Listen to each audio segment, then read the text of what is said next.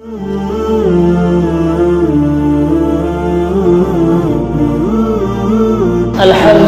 nahmaduhu wa nasta'inuhu wa na'udzu billahi min shururi anfusina wa min sayyiati a'malina may yahdihillahu fala mudilla lahu wa may yudlil fala hadiya lahu wassalatu wassalamu ala khairil bariyah wa ala alihi wa sahbihi wa mawalah. Allahumma salli wa sallim ala sayyidina Muhammadin tibbil qulubi wa dawaiha wa afiyatil abdani wa shifaiha wa nuril absari wa dhiyaiha wa qutil arwahi wa ghizaiha wa ala alihi wa sahbihi fi kulli lamhatin wa nafasin bi'adadi kulli ma'lumin lak. Amma ba'd. Pertama-tama sekali, marilah sama-sama kita memanjatkan puji dan syukur kepada Allah Subhanahu wa taala yang akan limpahkan rahmat dan karunia dengan taufik dan hidayahnya di tengah-tengah manusia dalam kesibukan mantau kegiatan-kegiatan yang belum selesai kita lakukan, di tengah-tengah manusia yang hidup di akhir zaman, seolah-olah tergambar dalam pikiran umat di akhir zaman hanali manusia yang berkumpul-kumpul untuk menyebutkan nama Allah Subhanahu wa taala, di tengah-tengah manusia yang cukup lalai dalam hidup. Maka ternyata Allah masih memberikan taufik kepada kita, bahwa di mana Allah telah memberikan kesempatan yang besar bagi kita. Tak tinggalkan segala aktivitas kitanya, tak tinggalkan segala kegiatan kitanya. Hari inilah kitanya berkumpul bersama-sama untuk melantunkan zikir-zikir kepada Allah, untuk mendapatkan keberkahan dan rahmat daripada Allah. Maka syukur alhamdulillah, di tengah-tengah manusia yang lalai daripada Allah Subhanahu wa taala, ternyata kita mantang bisa kesempatkan diri kita berkumpul untuk mengundang rahmat yang paling besar daripada Allah Subhanahu wa taala. Maka mudah-mudahan perkumpulan inilah yang menjadi saksi di hari akhirat nanti, yang bisa membawa kita di hadapan Rasulullah sallallahu alaihi wasallam. Perkumpulan inilah yang bisa menyaksikan kitanya, yang bisa membentengi kitanya daripada persoalan yang paling besar, yaitu persoalan azab hari kiamat, persoalan manusia dimasukkan dalam neraka jahanam. Selawat dan salam mari sama-sama kita sanjung sajikan kepada Rasulullah sallallahu alaihi wasallam. Beliaulah yang telah berjuang dalam hidupnya, berbagai macam pengorbanan yang pernah beliau rasakan. Tidak ada manusia yang hidup di atas bumi ini sampai hari akhirat yang pernah merasakan kepedihan dan kesakitan melebihi daripada kesedihan dan kepahitan yang pernah dirasakan oleh Nabi kita Nabi Muhammad sallallahu alaihi wasallam. Hari demi hari beliau lewati berbagai macam tantangan dan rintangan. Beliau berdakwah hana lagi ulun tuan malamnya. Orang-orang sudah menunggu, umat-umat Nabi Muhammad sedang menunggu untuk mendengarkan ceramah-ceramah agama. Akan tetapi dikala Rasulullah berdakwah, berbagai macam ancaman-ancaman yang pernah beliau rasakan, bahkan beliau pernah merasakan patah gigi gerahamnya, berdarah di dahinya, berdarah di kaki beliau, harus meninggalkan tempat kelahiran beliau yang sangat beliau cintai, yaitu kota Mekah, harus berangkat kepada sebuah tempat yang asing bagi beliau. Sehingga beliau pernah berdoa, Allahumma habib ilaina al-Madinah kama habbabta ilayyal Makkah. Ya Allah, berikanlah cinta aku kepada negeri Madinah yang aku tidak pernah ada orang yang ku kenal di negeri Madinah ini, seperti Engkau telah memberikan cinta aku kepada negeriku sendiri tempat aku dilahirkan, yaitu kota Mekah. Saudaraku sekalian, segala kenikmatan yang kita nikmati uronyo, segala kebahagiaan yang kita rasakan uronyo, adalah semuanya atas penderitaan yang pernah dirasakan oleh Rasulullah beserta keluarganya dan para sahabat-sahabatnya. Segala sesuatu yang kita dapatkan uronyo, kenikmatan dan kebahagiaan, semuanya atas penderitaan yang pernah terjadi pada masa Rasulullah sallallahu alaihi wasallam. Beliau berjuang setiap saat, beliau merasakan kepahitan dan kesakitan, bukan tujuan untuk keluarganya, bukan tujuan untuk dirinya, bukan tujuan untuk mendapatkan pangkat dan jabatan. Akan tetapi semua yang beliau lakukan itu adalah supaya umatnya selamat, supaya umatnya mendapat kemenangan di hadapan Allah Subhanahu wa taala. Di tengah-tengah malam beliau menangis di perkuburan Baqi'. Beliau mengalirkan air matanya, meminta keampunan daripada Allah Subhanahu wa taala.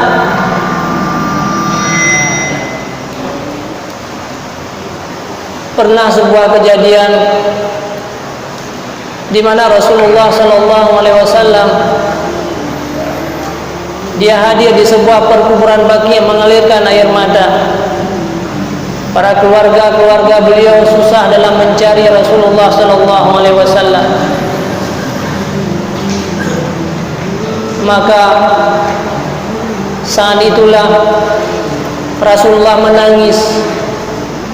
Dia bukan menangis karena tidak punya harta, bukan menangis untuk mendapatkan jabatan, tapi menangis untuk umat daripada beliau. Ya Allah, bagaimana nasib umatku nanti dikala akhir masa beliau sudah jauh daripada aku? Aku takut mereka berdosa kepada Engkau ya Allah, dan Engkau murkai durhakai mereka. Bagaimana nasib dan keadaan mereka nanti? Begitulah rasa cinta dan kasih sayang Nabi kita kepada kita semua. Kita sendiri saudaraku sekalian, berapa banyak dosa yang pernah kita lakukan uronyo, berapa banyak kejahatan-kejahatan dalam hidup kita. Ada yang sudah pulang kepada Allah, meninggalkan dunia ini, tapi kita tidak pernah menangis di hadapan Allah atas kesalahan ini. Nabi kita manusia yang paling agung, manusia yang tidak pernah berbuat kesalahan, tapi beliau mengalirkan air matanya sehingga membasahi seluruh tanah-tanah di perkuburan Baqi'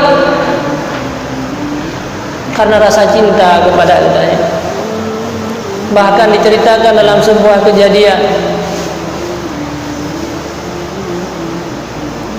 di mana Rasulullah sallallahu alaihi wasallam saat meninggal dunia, hampir beliau merasakan sakaratul maut. Datanglah malaikat Israel. Tiba-tiba datanglah malaikat pencabut nyawa di hadapan Rasulullah sallallahu alaihi wasallam. Saat itu Rasulullah sedang merasakan sakit yang parah, tidak sanggup untuk bangun. Maka saat itulah Rasulullah bertanya, "Kemana Jibril?" Akhirnya hadirlah Jibril. Fatimah setelah menangis. Sahabat-sahabat Rasulullah semua tertunduk. Mereka tidak sanggup melihat Muka Rasulullah sudah mulai merah, badannya semakin detik semakin melemah. Maka saat itulah saat beliau merasakan pedihnya sakaratil maut, beliau bertanya kepada malaikat Israel, wahai malaikat pencabut nyawa, apakah seperti ini yang akan dirasakan oleh umatku nanti? Seperti ini kepedihan dan kesakitan sakaratil maut yang akan dirasakan oleh umatku nanti? Muka beliau sudah mulai memerah. Sahabat-sahabat semuanya menangis, tidak sanggup melihat. Jibril sendiri memalingkan mukanya. Beliau bertanya, wahai Jibril, kenapa engkau berpaling pada hari ini kepada aku? Sementara engkau selama ini selalu mendampingi aku dalam suka dan duka. Tapi detik-detik terakhir aku kembali kepada Allah, wahai Jibril, kenapa engkau tidak melihat wajahku? Jibril menjawab sambil menangis, ya Muhammad, siapa yang sanggup melihat wajah engkau yang sedang merasakan sakaratil maut? Engkau manusia yang paling agung dan tidak pernah bersalah di atas muka bumi ini. Engkau sebenarnya, wahai Muhammad, tidak layak apa yang engkau rasakan. Saat itulah Rasulullah menyampaikan kepada Allah, ya Allah, seandainya umatku nanti merasakan seperti ini, ya Allah, maka sakaratil maut yang akan dirasakan oleh umatku nanti, berikanlah semuanya kepada aku. Biarkanlah aku yang menanggung segala kesakitan mereka, ya Allah. Jangan sampai umatku bisa merasakan apa yang pernah aku rasakan, ya Allah. Maka sebagian ulama berpendapat sakaratil maut yang dirasakan oleh orang-orang meninggal dan kita akan merasakannya, sebahagiannya telah dirasakan oleh Nabi, sebahagiannya telah ditanggung oleh Nabi kita, Nabi Muhammad SAW. Maka siapa yang lebih mulia? Tidak ada manusia yang lebih cinta daripada umatnya.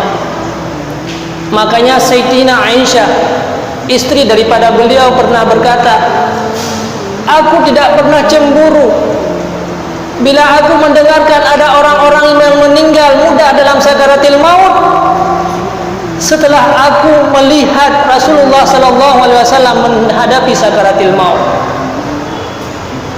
Begitulah kasih sayang Nabi kita kepada kita. Sesuatu yang mestinya kita yang akan rasakan. Sebenarnya akibat daripada kesalahan gedanyo-gedanyo yang harus merasakan kesiksaan daripada Allah. Tapi sebahagian ulama berpendapat bahwa sebahagiannya telah ditanggung oleh Nabi kita, Nabi Muhammad SAW. Maka malaikat Jibril pernah berkata, ba'uda liman zukirta indah walam yusalli alaika ya Rasulullah. Wahai Muhammad, Allah menyampaikan sesuatu. Jauh celakalah bagi manusia yang mereka disebutkan nama engkau, akan tetapi mereka tidak berselawat kepada engkau. Itulah manusia-manusia yang celaka, wahai Muhammad. Qul amin. Berkata Jibril, qul amin. Faqultu amin. Katalah wahai Muhammad, amin. Faqultu amin. Akhirnya aku juga berkata amin. Maka jangan lupa kita berselawat kepada Rasulullah SAW. Karena itulah merupakan jalan bagi kita untuk bisa bertemu dengan beliau di hari akhirat nanti. Selawat dan salam juga kepada al dan sahabat beliau, para alim ulama mutakaddimin dan mutaakhirin. Mereka juga pernah berjuang dengan Rasulullah SAW. Anak-anak mereka yatim piatu, istri-istri mereka janda, harta-harta mereka semua sirna dan hilang. Dari orang kaya menjadi orang-orang miskin, dari orang-orang tokoh dihinakan oleh orang-orang Quraisy. Lihat istri daripada Rasulullah SAW, Siti Khadijah. Hampir 2/3 harta beliau di kota Mekah. Dikala beliau meninggal, tidak ada kain kafan yang bisa membalut beliau. Bahkan pada suatu hari beliau menangis. Rasulullah bertanya, "Wahai Khadijah, kenapa engkau menangis? Apakah engkau menyesal berkeluarga dengan aku? Apakah engkau menyesal karena hartamu telah banyak yang habis? Apakah engkau menyesal semua hartamu engkau pergunakan pada jalan Allah?" "Tidak ya Rasulullah, aku menangis hari ini bukan karena hartaku yang sudah habis. Aku menangis hari ini bukan karena aku tidak memiliki apa-apa lagi, tapi longkli uronyo ya Rasulullah. Aku tidak tahu apa yang harus aku berikan kepada engkau di masa yang akan datang. Apa yang harus aku berikan ya Rasulullah kepada engkau untuk perjuangan agama Allah ini?" "Maka ya Rasulullah, seandainya aku nanti dikuburkan, aku meninggal dunia, engkau ingin melewati sebuah jembatan tapi tidak punya jembatan, sebuah sungai tidak ada jembatan, maka galilah segala kubur-kuburku, ambillah segala tulang belulang aku, maka jadikanlah tubuhku ini sebagai jembatan untuk engkau berdakwah di jalan Allah Subhanahu wa ta'ala." Begitulah perjuangan para sahabat-sahabat Rasulullah. Maka semuanya yang kita rasakan hari ini, agama yang sampai kepada kita nyeronyo, agama yang sampai kepada anak-anak kita nyeronyo, adalah semuanya itu atas penderitaan Siti Khadijah radhiyallahu anha. Tidak mungkin agama ini akan sampai kepada kita seandainya para sahabat-sahabat Rasulullah tidak berkorban, seandainya sahabat-sahabat Rasulullah tidak berjuang. Mereka harus menahan segala kesedihan dan kesempitan, segala kepahitan-kepahitan, maka akhirnya agama tersebar ke seluruhnya. Begitu juga dengan kitanya. Tidak akan bisa mempertahankan agama Allah kepada anak-anak kita, tidak akan bisa mewariskan Islam kepada keluarga-keluarga kita dan keturunan kita, kalau seandainya hari ini kita tidak mau berkorban di dalam hidup kita. Kita hanya melihat kepada diri kita sendiri. Saudaraku sekalian yang seiman dan yang seagama, ta'zim wa takrim ulun yang pertama sekali kepada MC masjid yang mulia, para panitia-panitia masjid, para tokoh-tokoh masyarakat, Muspika Kecamatan, Muspika Plus, Bapak Camat atau yang mewakili Daramil, Bapak Kapolsek atau yang mewakili seluruh budaya yang hadir, yang tidak mungkin Tuan sebutkan nama satu persatu, para alim ulama, abu-abu sekalian, sedikit pun tidak merasa, tidak meringankan rasa hormat daripada Tuan. Pada malam ini kita sangat bersyukur kepada Allah Subhanahu wa ta'ala, di mana Allah masih memberikan sebuah nilai yang paling tinggi, sebuah nikmat yang paling besar, yaitu nikmat iman dan Islam. Uronyo tanyo diciptakan oleh Allah sebagai orang-orang mukmin, lahir daripada urusi gudanyo yang mukmin, udep dalam kalangan orang-orang mukmin. Semuanya adalah bukan karena kehebatan kita, bukan karena kemampuan, dan bukan karena ibadat yang kita lakukan. Karena jauh kita sebelum tercipta, maka kita akan persiapkan untuk menjadi orang-orang beriman kepada Allah. Ketahuilah saudaraku sekalian, sungguh sangat banyak makhluk Allah yang diciptakan di atas permukaan bumi ini. le manusia-manusia yang lahir setelah Nabi Adam alaihi salam, dan juga akan sangat banyak manusia yang lahir setelah gedanya nanti sampai di hari akhirat. Tapi hana mandung-mandung gebi iman dan Islam li Allah. Tidak sedikit manusia yang lahir di atas muka bumi ini mereka kufur, mereka murtad, mereka menjadi orang-orang celaka dan durhaka kepada Allah. Kenapa Allah memberikan iman dan Islam kepada kita? Kenapa Allah melahirkan kita dari orang-orang mukmin? Sungguh secara fisik kita tidak berbeda dengan orang-orang kafir. Tidak ada sebuah kelebihan yang kita miliki.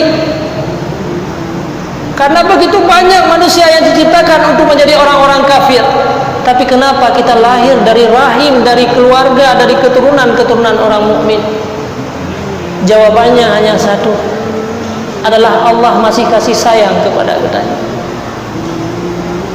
Karena jauh sebelum kita yang tercipta, Allah kali nuswat zuriat-zuriat kita yang manduk di daerah Na'man. Maka zuriat yang ditanda dengan warna putih dan yang ditanda dengan warna hitam. Manusia yang ditanda dengan warna putih sebagai calon-calon manusia yang lahir dalam keadaan beriman. Manusia yang ditanda dengan warna hitam sebagai calon-calon manusia yang lahir dalam keadaan kufur kepada Allah. Coba bayangkan, kenapa Allah memilih kita untuk diciptakan dipilih yang warna putih? Kenapa Allah ditanda kitanya zuriat kitanya warna putih dan keturunan kitanya dalam keadaan mukmin dan muslim? Semua itu atas kasih sayang Allah, bukan karena kemampuan yang kitanya miliki, bukan karena kehebatan. Maka bersyukurlah kepada Allah Subhanahu wa taala. Urang tanya mengeluh gara-gara tidak punya sebuah harta. Kitanya mengeluh urangnya gara-gara tidak punya jabatan sehingga kita durhaka kepada Allah Subhanahu wa taala.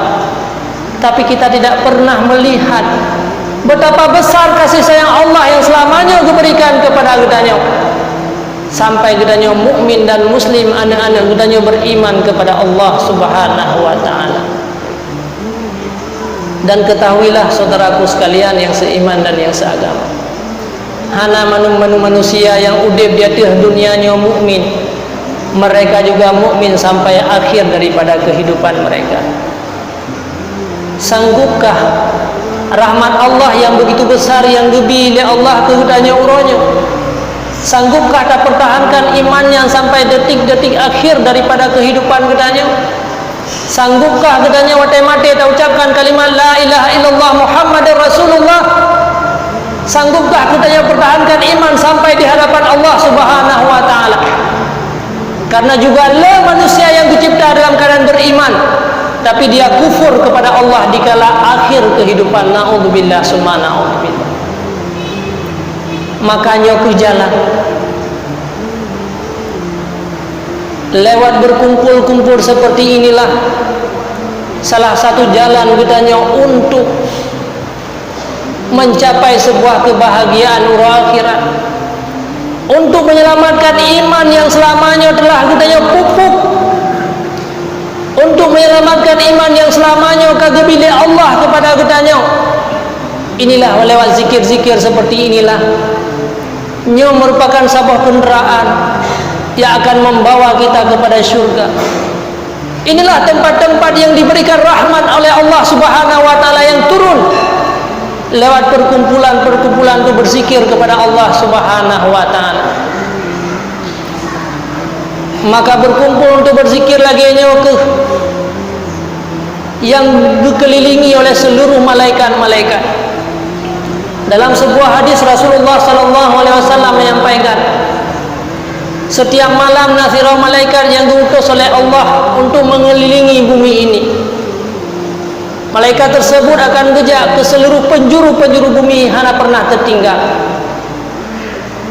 Maka dikala gerumpa nasabah manusia yang berkumpul, apalagi di akhir zaman, yang sedang berzikir, mendengarkan majlis ilmu, maka akhirnya malaikat rawahah, malaikat rayyahin, mereka memanggil segala malaikat-malaikat yang lain. Ya malaika halumma ila hadzal makan. Wahai para malaikat, hadirlah kepada masjid besar Kota Binjai, di mana manusia-manusia sedang berkumpul. Mereka melantunkan zikir-zikir kepada Allah Subhanahu wa taala. Akhirnya mereka hadir. Walaupun hari ini katanya yang dakalan hanya bisa kita pandang, tapi ketahuilah di atas kita nyonya sangat banyak malaikat yang sedang mengelilingi kita. Ridha bima yasna, mereka sangat ridha dengan apa yang sedang kita kerjakan. Maka perkumpulannya merupakan perkumpulan yang mengundang rahmat yang besar daripada Allah Subhanahu wa taala. Mereka semuanya para malaikat-malaikat mengelilingi tempat hidayahnya sampai ke langit yang 7, sehingga Allah bertanya. Dalam sebuah hadis Rasulullah menjelaskan seperti lagi ya, wahai para malaikat, kenapa pada malam yang berbahagia ini di masjid Kota Binjai, maka engkau semuanya mengelilingi manusia-manusia umat hambaku, umat Nabi Muhammad sallallahu alaihi wasallam? Beliau menjawab, hum yusabbihunaka wa yuhallilunaka wa yukabbirunaka. Ya Allah, ada sekelompok umat di atas muka bumi, mereka berzikir kepada engkau, menyebutkan nama engkau, bertasbih kepada engkau, bertahlil, bertahmid kepada engkau ya Allah. Apa yang mereka mau? Kata Allah, pernahkah mereka melihat aku? Malaikat menjawab, tidak ya Allah. Bayangkan wahai malaikatku, seandainya mereka seperti engkau, seandainya mereka dekat dengan aku dan mereka pernah melihatku hanya 1 detik, bagaimana keadaan mereka? Sungguh mereka akan selalu menyebutkan nama engkau ya Allah. Begitu indah zat engkau ya Allah. Sungguh para orang-orang di dunia ini semuanya seandainya pernah melihat engkau, mereka semuanya akan menyebut-nyebut nama engkau ya Allah. Kemudian Allah berkata lagi, wahai malaikat, apa yang mereka mau? Singkat cerita, yang mereka mau adalah syurga. Karena itulah akhir daripada kehidupan manusia. Itulah keselamatan dan kebahagiaan yang hakikat. Manusia yang sukses adalah manusia yang bisa masuk dalam syurga, manusia yang terlepas daripada azab api neraka jahanam. Wahai malaikatku, pernahkah mereka merasakan syurga walau 1 detik? Tidak ya Allah. Bagaimana seandainya hambaku yang ada di bumi Allah itu, yang ada dalam masjid, pernah merasakan nikmat syurga walau 1 detik? Sungguh ya Allah, mereka akan menghabiskan seluruh umurnya untuk selalu berzikir kepada engkau. Mereka tidak akan lalai dengan yang lain ya Allah. Seandainya mereka pernah menikmati syurga, tapi biarpun mereka tidak pernah menikmati syurga, tapi itulah harapan daripada mereka ya Allah. Akhirnya singkat cerita Allah menyampaikan, ushidukum ya malaikati, wahai para malaikatku sekalian, maka hari ini aku bersaksi di hadapan engkau semuanya, aku telah mengampuni dosa-dosa mereka. Inilah harapan daripada kita. Selesai daripada acara kita kembali dalam keadaan kita orang-orang yang telah terampuni dosa daripada Allah. Selanjutnya malaikat berkata kepada Allah, ya Allah, ada di antara mereka yang hadir itu bukan tujuan untuk berzikir, karena hana mu'ah, karena hana mangan, dan banyak alasan-alasan yang bukan tujuan untuk engkau ya Allah. Kata Allah Subhanahu wa ta'ala, maka apapun penyebabnya, mereka telah berduduk bersama para ulama-ulama, mereka telah hadir bersama-sama untuk mendengarkan zikir-zikir. Apapun alasannya, itu tidak bisa menghambat aku daripada keampunan mereka. Subhanallah. Itulah harapan daripada kita. Uronya gedanyo matangna anak gedanyo yang belum selesai, matangna kegiatan gedanyo yang belum selesai, kita sisihkan waktu dari muna maghrib kuno hadir. Maka itulah harapan daripada gedanyo.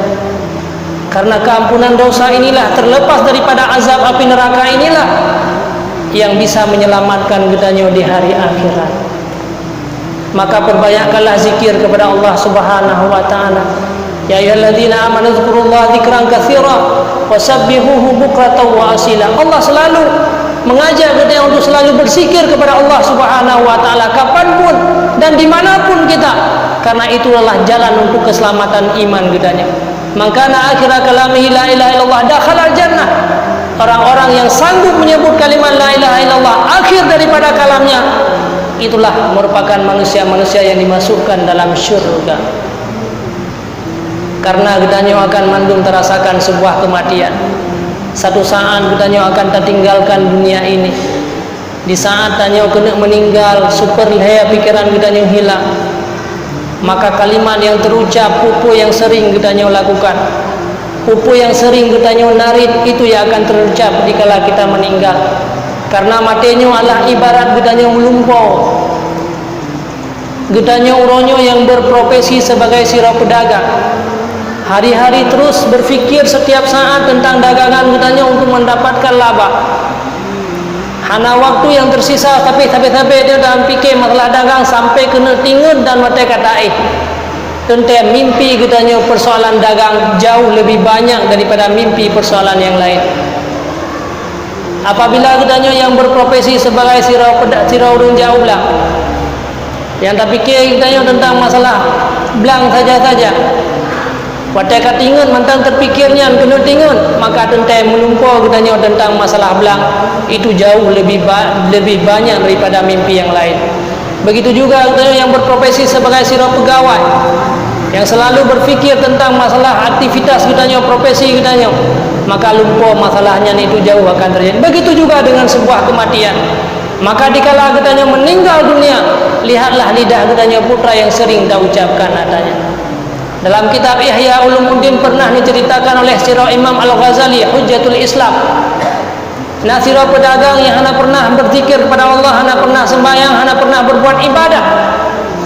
Hartanya banyak, hari-hari selalu hanya berfikir tentang masalah keuntungan dan laba.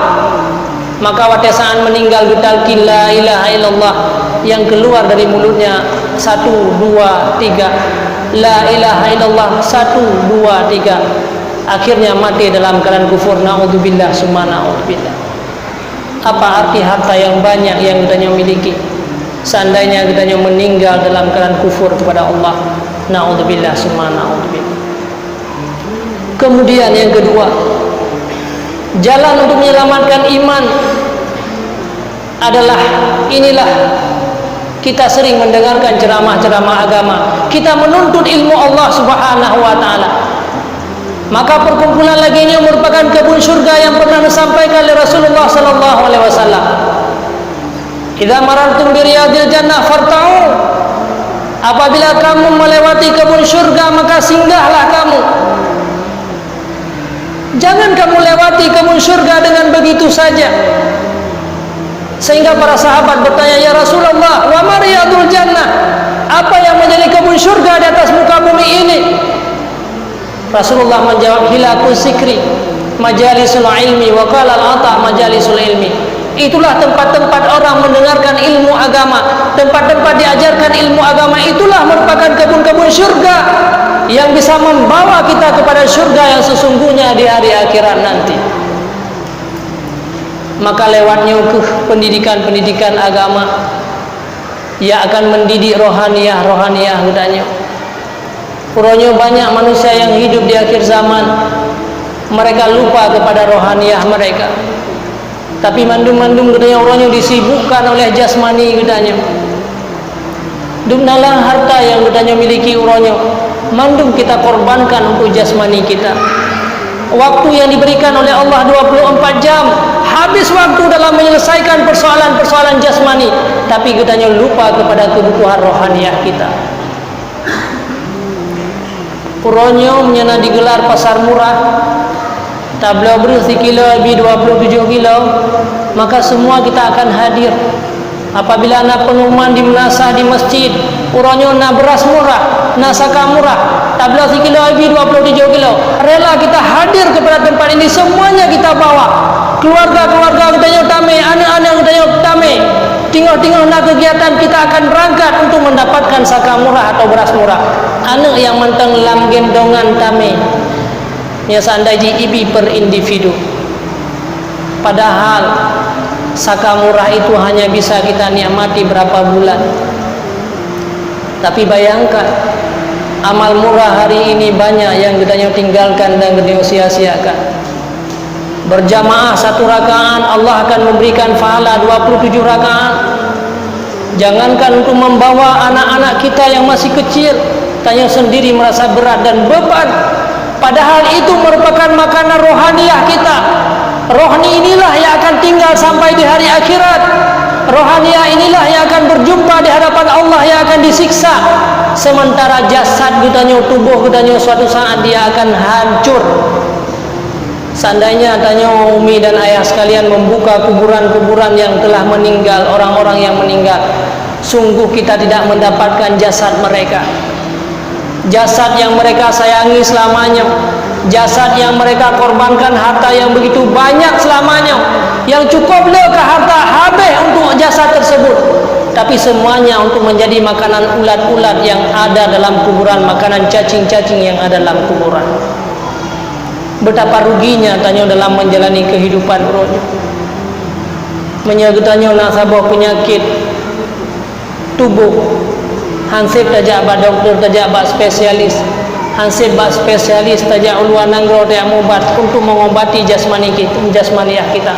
Tapi rohaniah kita hanya beberapa menit. Jamaah hana payah preh, jamaah hana payah antri, tidak menghabiskan waktu banyak. Begitu hadir sembahyang 4 rakaat 5 menit selesai berangkat. Tapi berapa banyak orang yang merebut jasmaniah rohaniah ini. Nyoku uro akhirat gudanya baru tersadari kita akan rugi.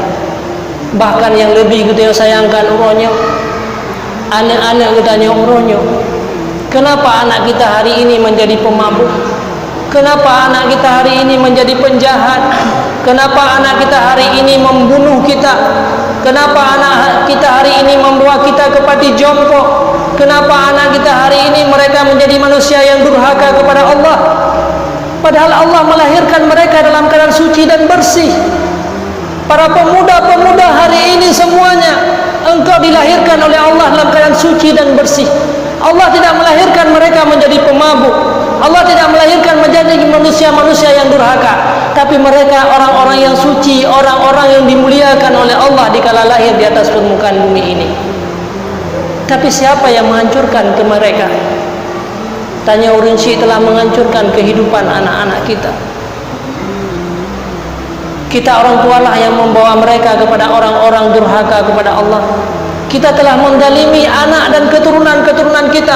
Allah melahirkan mereka dalam keadaan suci dan bersih, hatinya bercahaya, tapi akhirnya hatinya kelak menjadi manusia yang celaka dan durhaka. Rasulullah menyampaikan dalam sebuah hadis, kullu mauludin yuladun alal fitrah. Setiap bayi yang lahir semuanya suci dan bersih, tidak jadi penjahat, mereka tidak jadi pemabuk. Illa abawahu yuhawidani, tetapi hanya 2 orang tualah yang menjadikan mereka sebagai orang-orang Yahudi. Wa yunasirani, orang tualah yang menjadikan mereka sebagai orang-orang Nasrani, dan orang tua mereka lah yang menjadikan mereka sebagai orang-orang Majusi, orang kufur kepada Allah Subhanahu wa taala. Betapa jahatnya katanya saudaraku sekalian. Hari ini seolah-olah kita bangga sudah sempurna katanya mendidik dan membimbing anak-anak kita. Padahal katanya setiap saat mendalimi mereka, menghancurkan kehidupan mereka. Hancur di dunia biarlah, tapi di hari akhirat dia menjadi manusia yang durhaka kepada Allah hanya gara-gara kita. Atas kezaliman yang katanya lakukan ini merupakan tanggung jawab besar bagi kita. Kita telah menghancurkan kehidupan mereka. Bukan sekadar menghancurkan di dunia tidak bermanfaat, akan tetapi kita telah menghancurkan kehidupan mereka sampai di hari akhirat, sampai mereka dimasukkan oleh Allah dalam neraka jahanam, padahal dia lahir dalam keadaan suci. Nyo atas kezaliman kita nyo ke bertanggung jawab sampai di hari akhirat nanti. Kenapa tidak saudaraku sekalian? Kita selalu memperhatikan mereka nilai-nilai jasmani, tapi lupa kepada mereka nilai-nilai rohaniah. Menyebab pajuh makanan tiurati malam lego hana pernah tua, item pajuh tak papah tak selia dengan makanan tersebut. Apabila nak saka murah menote amai masjid biar mendapatkan saka murah, beras murah. Pendidikan mereka hanya kita pikirkan pendidikan jasmani mereka untuk sukses di dunia ini. Akan tetapi rohaniah mereka kita tidak pernah memperhatikan. Siurah si malam anak mid yang umur 7 tu Rasulullah menyampaikan bahawa wajib terhadap orang tua untuk memerintahkan sembahyang kepada anak yang umur 7 tahun. Begitu umur 7 tahun kau wajib perintah hanya sembahyang. Limang bahwa dia limang ga wajib tayu. Hana tayu, siga hana tayu, satu dosa yang menimpa kita. Siurah si malam limang ga hantam pernah tayu, maka 5 dosa yang telah menimpa terhadap kita. Bayangkan berapa dosa yang kita miliki untuk 1 bulan. Berapa banyak dosa yang sudah menghinggap kepada kita selama 1 tahun dan bertahun-tahun untuk seorang anak. Maka akhirnya anak kita itu menjadi manusia yang celaka, durhaka, na'udzubillah, summa na'udzubillah. Kita belum berjuang untuk anak-anak kita. Kita selama ini hanya berjuang kebutuhan rohani jasmani mereka, tapi rohaniah mereka yang hancur sedikit demi sedikit. Bahkan harta daripada udahnya uronyo tidak. Nya semua yang kita lakukan ini akan mengakibatkan kepada udahnya sehingga hoteka udahnya mati. Hari ini memang udahnya tidak sadar. Urut akhirat singa dipegang Rasulullah sallallahu alaihi wasallam. Ada sekelompok manusia yang mereka sudah sangat banyak ibadatnya. Getumpuk amal ibadat bagaikan gunung. Sembahyang setiap saat, puasa berkali-kali, kemudian dia sedekah yang banyak hartanya bersedekah, bahkan haji berkali-kali dan umrah berkali-kali. Tapi tiba-tiba datangnya lah anak dan keluarganya, istri-istrinya, ipajuh mendum amalan gudanya. Dari amal gunung yang mentumpuk bagaikan gunung, akhirnya habislah seluruh amalan gudanya. Faturihat ilan nar, gudanya dicampakkan dalam neraka jahanam. Malaikat-malaikat pada saatnya berkata, inilah manusia yang rugi, di mana mereka banyak amal kebaikan, tetapi dimakan oleh anak-anak mereka. Na'udzubillah, summa na'udzubillah. Saudaraku sekalian yang seiman dan yang seagama, uronyo tanyo kurang memperhatikan kepedulian kita kepada anak-anak kita. Anak gedanya uronyo tak biarkan rohaniah mereka. Anak gedanya uronyo tak biarkan pendidikan agama mereka. Padahal anaknya merupakan tubuh daripada gedanya. Orang yang melanjutkan kehidupan kita. Gedanya udah di dunianya hana 60 tahun tagak. Ada manusia yang telah berada dalam kuburan hari ini ribuan tahun, ratusan ribu tahun. Maka apabila salah dalam mendidik anak kita, kan sekedar di dunia katanya mendapat malapetaka. Ada sebagian yang mendapat malapetaka di dunia gara-gara kurang pendidikan anak kita. Akhirnya anak kita membunuh kita, anak kita meracuni katanya, anak kitanya dipumale katanya, anak kitanya menjadi manusia yang durhaka terhadap katanya.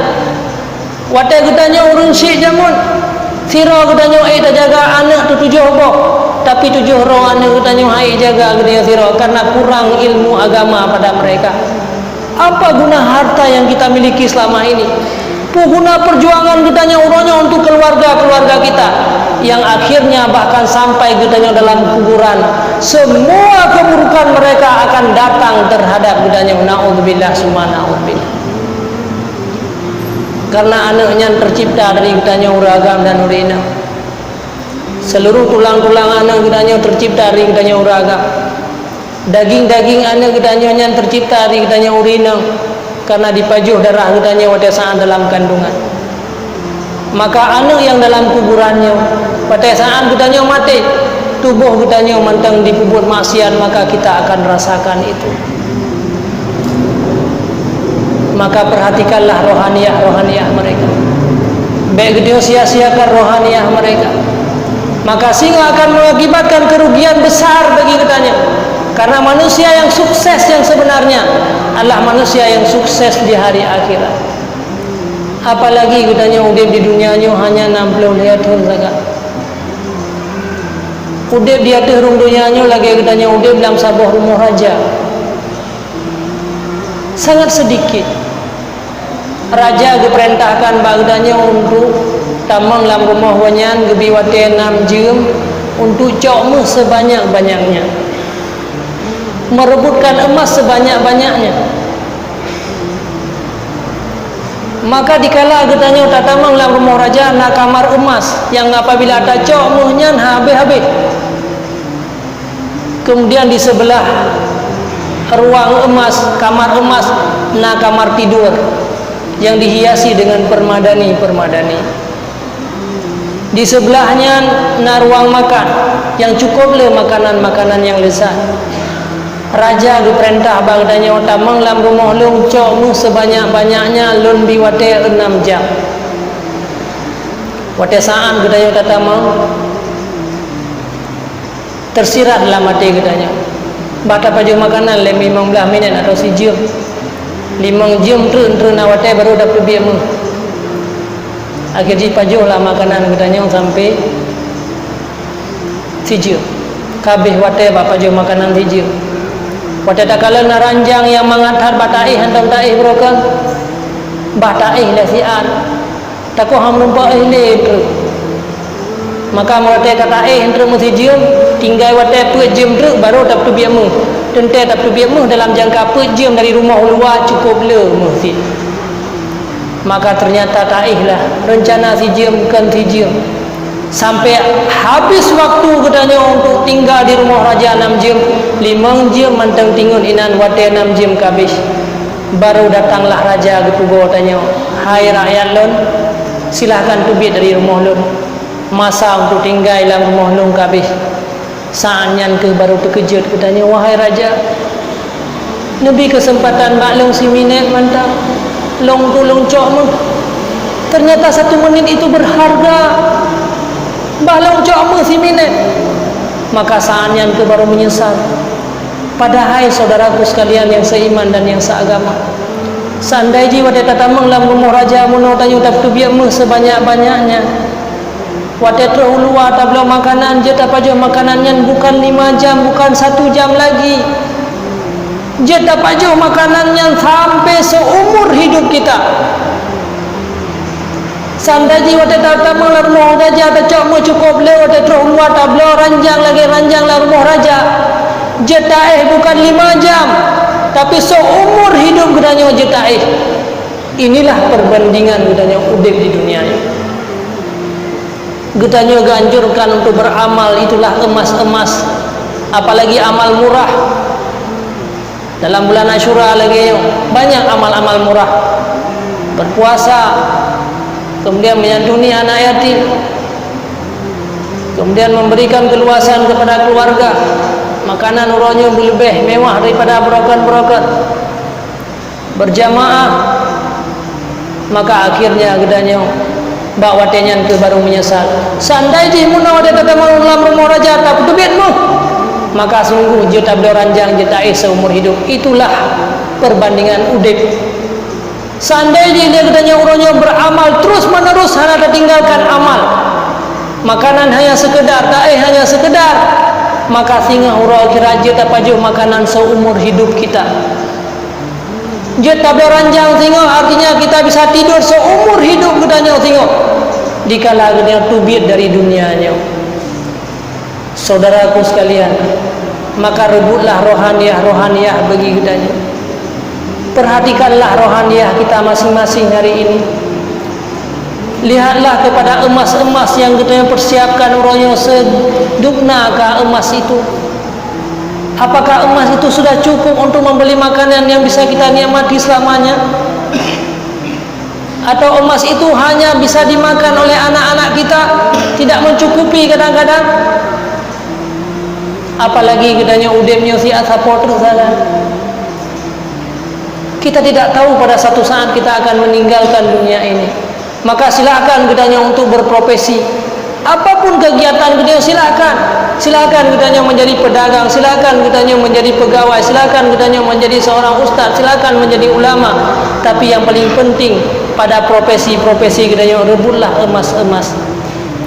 Betapa sayang urangnya para pegawai-pegawai negeri yang setiap pagi berangkat untuk mengajarkan sira guru sikula gebedah ban bengah, ketinggalkan anak-anak yang mantang perlu didikan dan bimbingan berangkat untuk ke sekolah. Tapi mereka hanya memikirkan kebutuhan jasmani, tidak bisa merebut emas di sekolah. Padahal menyebut ikhlas karena Allah. Ikhlas itu bukan berarti kita tidak mengambil gaji.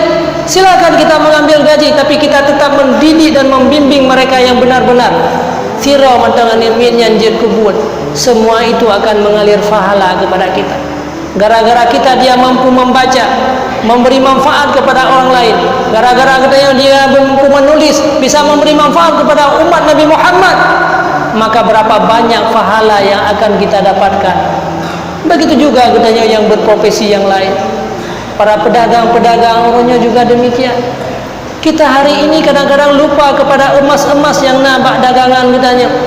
Tidak sedikit katanya orangnya menjual pakaian-pakaian yang haram untuk wanita. Tak pula luar-luar kepada urinang yang dipakai. Selama haji pakai, semua itu dosa yang mengalir kepada kita. Tapi itu kita lupa. Yang penting katanya orangnya mendapatkan modal.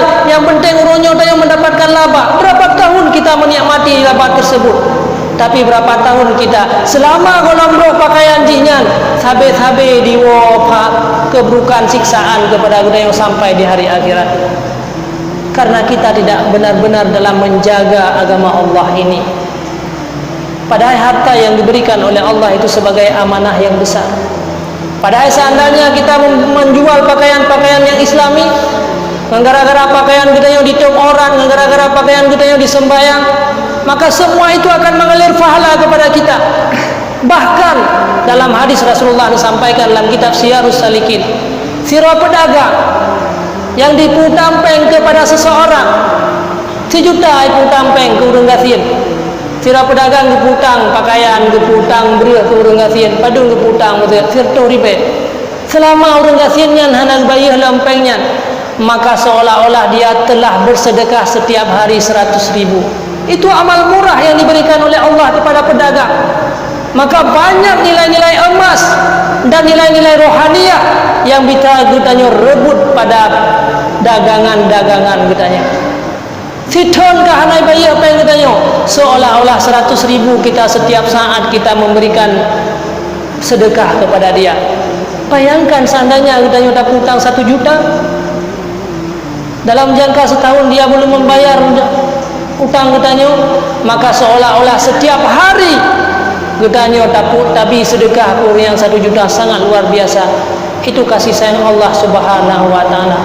Maka pedagang-pedagangnya hanya mesti di masjid sabe. Dia berangkat dari rumahnya ke pasar untuk mendapatkan nafkah untuk keluarganya, maka seluruh waktu yang dia pergunakan, maka mandum-mandumnya menjadi amal kebaikan bagi kitanya. Saudaraku sekalian, terakhir kata-kata ulun tua, maka dimanapun kitanya berada orangnya, berhati-hatilah dalam menjalani hidup ini. Sampai kitanya orangnya durhaka dan murka kepada Allah gara-gara kita tidak mengerti tentang masalah-masalah agama. Dimanapun kitanya berada orangnya, perhatikanlah rohaniah kita. Perhatikanlah emas-emas, rebutlah emas. Masa untuk merebut emasnya adalah sangat sedikit. Lagi kita tinggal dalam rumah raja. Begitu juga dengan anak-anak kita. Kita urangnya golong berkorban untuk anak kita. Urangnya gudanya hanya berkorban untuk jasmani mereka. Menyam pajobu hantam dua datanya kali ke pajoh, semua kita berkorban untuk jasmani mereka. Urangnya tanya lelah dalam mencari harta, tapi kita pergunakan untuk jasmani mereka. Maka berikanlah nilai-nilai rohaniah kepada anak kitanya sebelum kita menyesal. Tidak ada arti hidup di dunia ini apapun yang kita miliki. Gara-gara harta anak bisa membahagiakan kitanya, lihat karun, harta mereka harta karun jauh lebih banyak daripada harta katanya. Walaupun orang yang udah pada masa karun, mandum orang bercita-cita untuk menjadi seorang karun. Seandainya papan bunga cukuplah orang-orang yang akan menulis kesuksesan karun. Bahkan orang-orang yang mengandung pada watanya mandum menginginkan untuk anak lahir belagi karun sukses. Tapi akhir kehidupan karun itu bukan orang-orang yang sukses. Karena Allah menjelaskan dalam Al-Quran, wa man zuhziha 'anil nar wa udkhilal jannah faqad fat. Orang yang dilepaskan dari neraka jahanam dan dimasukkan dalam syurga, itulah merupakan orang-orang sukses. Karun memang nikmat, karun memang bahagia dikala dia masih hidup, dikala dia masih punya harta. Berapa tahun nikmat yang pernah dinikmati oleh karun? Takulah sirtotun. Tapi mulai sejak mati sampai hari ini, bahkan sampai hari akhirat, karun telah merasakan kesusahan. Maka berhati-hatilah katanya, pergunakanlah harta katanya untuk jalan Allah. Baik sampai katanya lagi karun. Berhati-hatilah katanya dalam berdagang. Baik sampai memang kita banyak harta yang katanya miliki. Orang-orang menganggap katanya sukses karena dia punya harta. Lihatlah kegiatan yang katanya lakukan. Apakah nyan membawa kebaikan kepada katanya rohaniah katanya, atau itu malah menjadikan kehancuran bagi rohaniah katanya. Jadi hanya nyokmanto yang bisa Tuan sampaikan, karena menau janji dengan panitia Tuan sampai positif. Cuman awatnya 10 menit lagi. Apa yang ingin bertanya silakan untuk bertanya. BB mampu Tuan jawab, nanti akan saya jawab.